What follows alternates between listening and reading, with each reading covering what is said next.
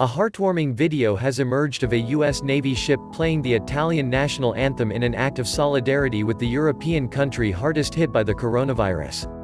The display from the USS Mount Whitney, stationed in the waters off the port city of Gaeta, comes as Italy is grappling with nearly 25,000 confirmed cases of COVID-19, which as of Monday morning have resulted in more than 1,800 deaths, according to statistics from Johns Hopkins University. This is what friendship and support looks like, the U.S. Naval Forces Europe-Africa, U.S. 6th Fleet posted on Twitter.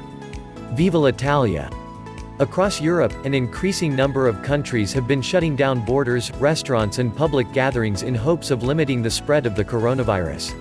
The World Health Organization has called the continent the new epicenter of the sickness, as 7 of the 10 countries outside of China with the most cases are located there. This morning, Germany rolled out new measures to partially close its borders with France, Switzerland, Austria, Luxembourg and Denmark.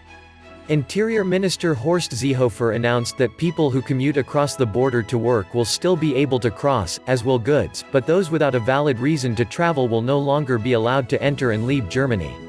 He added that German citizens in the neighboring countries will be allowed back in. The government of France, meanwhile, is putting together a partial lockdown order that is set to go into effect at midnight Tuesday, Reuters reported, citing a source familiar with the matter. Its exact details were not immediately available, but French President Emmanuel Macron, who huddled Monday with German Chancellor Angela Merkel and other top European Union officials to discuss coronavirus and border controls, is set to make a televised address to the nation later Monday evening. Elsewhere, European Union leaders are gearing up to hold a video conference summit on efforts to contain the spread of coronavirus. EU Council President Charles Michel, who chairs summits of prime ministers and presidents from the 27 EU nations, said via Twitter on Monday that he was calling on Tuesday what will be the second meeting of its kind in 2 weeks. Containing the spread of the virus, providing sufficient medical equipment, boosting research and limiting the economic fallout is key, Michel tweeted. The EU is urging its member countries to put common health screening procedures in place at their borders to limit the spread of the virus, the Associated Press says, but not to block the transport of important medical equipment. In Hungary, Prime Minister Viktor Orbán announced Monday in Parliament that international coordination about border closures is underway. Orbán said the country is closing its borders to foreigners and only citizens will be allowed in, while all bars, restaurants and shops will have to close daily at 3 p.m., with only food stores, pharmacies and drug stores allowed to stay open longer. Denmark shut its own border over the weekend, as did 2 eastern neighbors of Germany, Poland and the Czech Republic.